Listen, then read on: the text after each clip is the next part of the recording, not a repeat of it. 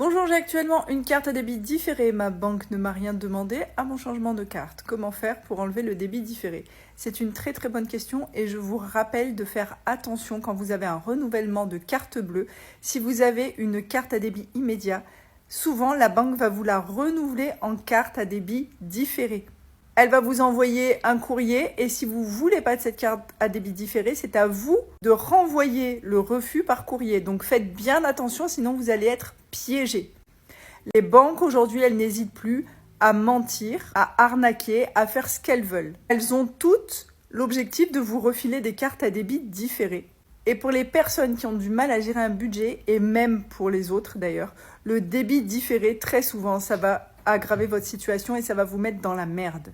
Donc je vous déconseille la carte à débit différé. Ne vous laissez pas avoir et ne vous laissez pas berner quand la conseillère va vous dire « Oui, mais on fait que des cartes à débit différé ». Les banques proposent aussi des cartes à débit immédiat. Toutes les banques ont des cartes à débit immédiat. Si elles vous disent le contraire, c'est qu'elles vous mentent en pleine face. Et elles mentent très souvent, donc attention à vous. Pour en revenir aux commentaires, une fois qu'on s'est fait niquer par la carte à débit différé et qu'on a tapé dedans, qu'on n'a pas géré son budget et que du coup il y a un encours de cartes de plusieurs centaines voire de milliers d'euros qui va être débité dans un mois, comment on fait pour se débarrasser de cette merde? C'est simple. La carte, qu'elle soit différée ou immédiate, on s'en sert pour quoi? On s'en sert pour les charges variables, à savoir l'alimentation et le carburant. Bien évidemment, je sais que vous vous en servez pour plein d'autres choses, sinon vous ne serez pas dans cette situation-là. Donc, ce qu'il faut que tu fasses tout de suite, c'est d'arrêter de t'en servir. Il n'y a que comme ça que petit à petit, tu vas diminuer l'encours. Donc, on arrête de s'en servir, on arrête d'acheter des trucs avec, on arrête de faire des 3 fois, 4 fois sans frais avec, on arrête de mettre des charges sur cette carte. Il faut que tu t'en serves uniquement, et vraiment uniquement, ça c'est si tu veux vraiment t'en sortir, pour l'alimentation et le carburant. C'est les seules charges avec lesquelles tu payes en carte bleue. Tout le reste, c'est des prélèvements.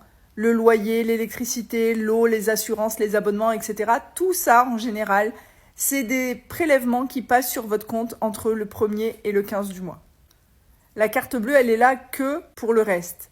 Et dans le reste, 90% de ce qu'on dépense, c'est du superflu. Il n'y a vraiment que le carburant et l'alimentation qui sont vraiment les dépenses variables essentielles. Et encore, même sur l'alimentation, on a souvent une marge de manœuvre pour réduire. Donc mon conseil, arrête dès aujourd'hui de te servir de cette carte à débit différée. Tu n'as plus les moyens, tu as un encours qui va arriver, ça va te mettre à découvert, ça va peut-être même dépasser ton découvert et ça va continuer à enfoncer dans la spirale. Donc arrête de faire des achats avec. Je préfère que tu ailles retirer de l'argent et que tu payes ton alimentation et ton carburant en espèces. D'accord, toutes les stations ne prennent pas l'espèce, mais il y en a beaucoup qui le prennent. Plutôt que tu continues à te servir de ta carte. Parce que l'espèce, quand tu fais des retraits avec une carte à débit différée, c'est sorti automatiquement de ton compte.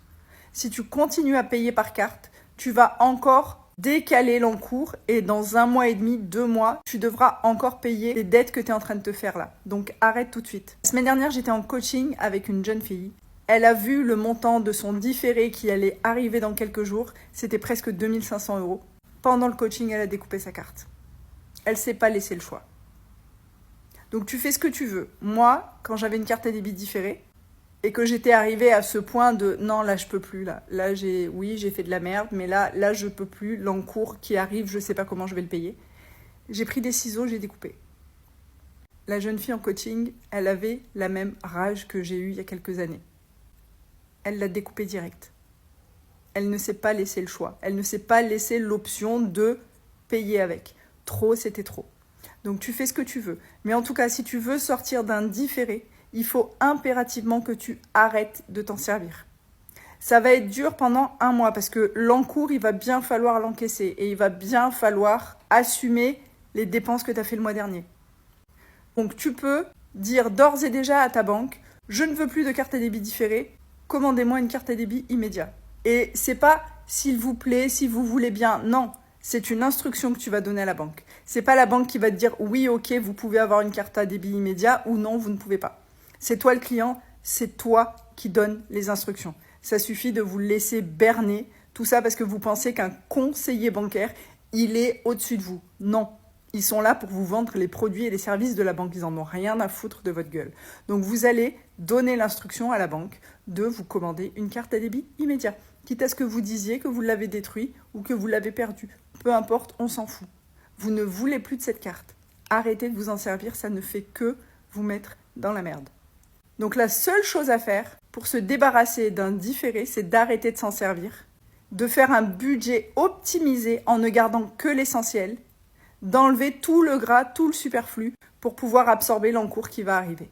Ça va être dur, 1 mois, je te le cache pas. Tu peux aussi trouver des moyens d'aller chercher de l'argent. Tu vends tout ce qui traîne chez toi, tu mets tout sur le bon coin, Facebook Marketplace, Vinted, eBay, etc.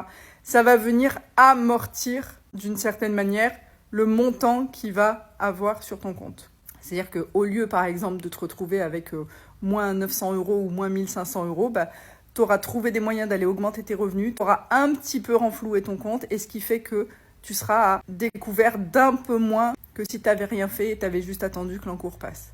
Donc courage à toi, c'est pas facile, mais si tu te donnes pas les moyens pour passer un mois un peu difficile, tu n'arriveras jamais à t'en débarrasser de cette merde. À toi de jouer.